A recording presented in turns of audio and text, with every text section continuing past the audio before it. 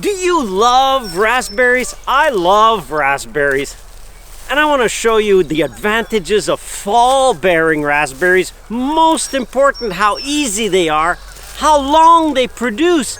And hey, today we're looking specifically at how easy they are to prune. Stay tuned. So what is a fall-bearing raspberry? It's also called a primocane, meaning it produces fruit on the tip of this year's growth.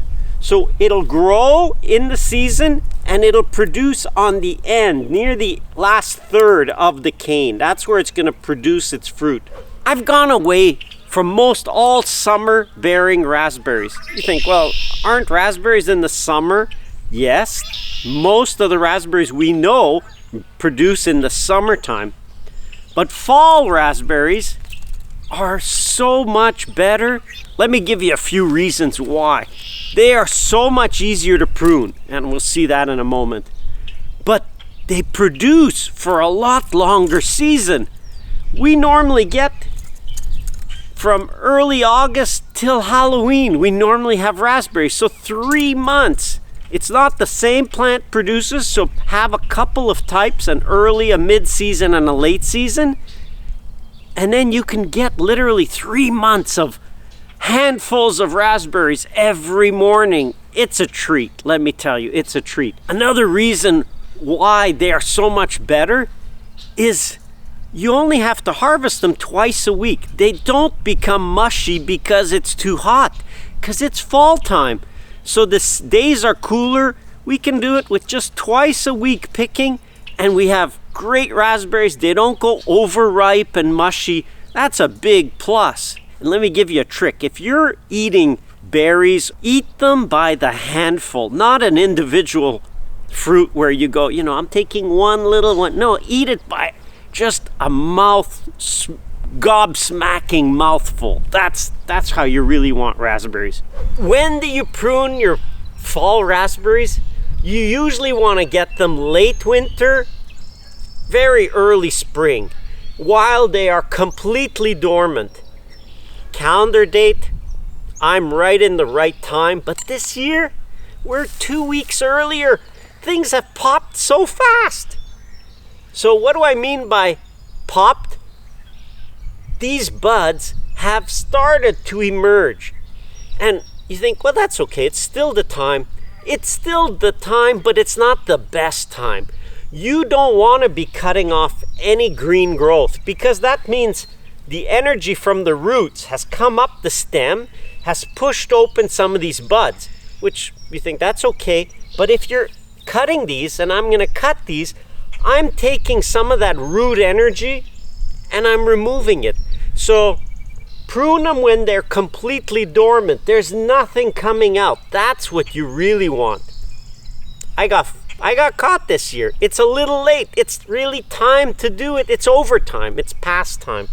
So get them while they're completely dormant. If you're in snow country, if you still have a bit of snow on the ground, that's a perfect time. You know they're going to be absolutely dormant. So get them early and get them completely. If you're going to work around raspberries, you definitely want some protection. You definitely want your hands to be protected. You don't want to be barehanded. Maybe even some thicker leather gloves. Think of roses, the same idea. You want some eye protection. You don't want those little prickles in your eye. A pair of hand secateurs is nice, but a long-handled pair is even better because you don't have to be in there as closely. Now let's talk about the actual pruning of the fall-bearing raspberries. Here's where I love fall-bearing raspberries, because you can't get any easier than that. I literally take my secateurs, my pruning shears, I go right to the ground, lean them so that they're touching the ground, snip, snip, done. Go to the next one, snip, snip, done. Like, you think, wait a minute, how easy is that? It is super easy. Summer raspberries, you've got to select your canes. You're cutting out some and leaving some. Go see my how to prune black raspberries video. And I show you that thinning and finding which canes you want to keep. Fall bearing, you're not keeping anything.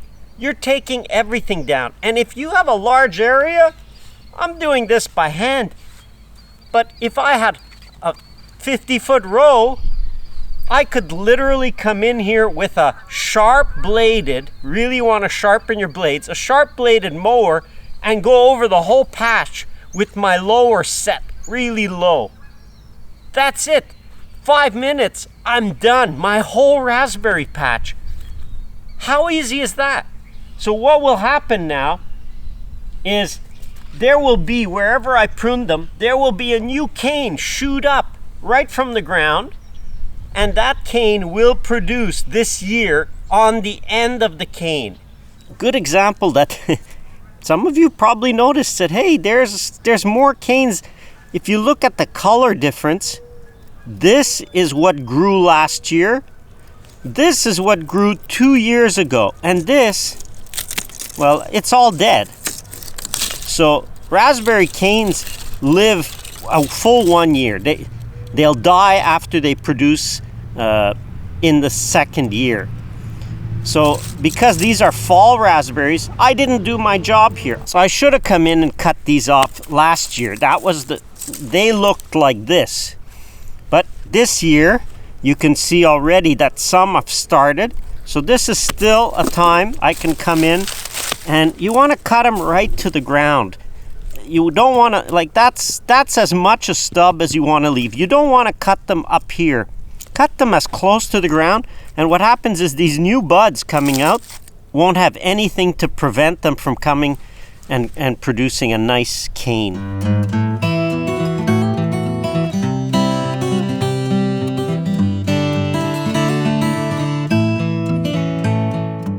So that's all there is to it. Rake up your canes, wear your gloves, cut everything down as low as possible, and you know what? This fall we'll be enjoying an abundance of fall-bearing raspberries. Hope you learned something. See you next time. Bye. Thanks for watching. Intrigued? Check out the virtual tour of the permaculture orchard. Have trees already? Pruningcourse.com. Subscribe, please. Check out some of the other videos or playlists. There's more to come. Stay tuned. Bye. Time to do it. But this year we happen to be 2 years. No. 2 years? No. There's a blooper.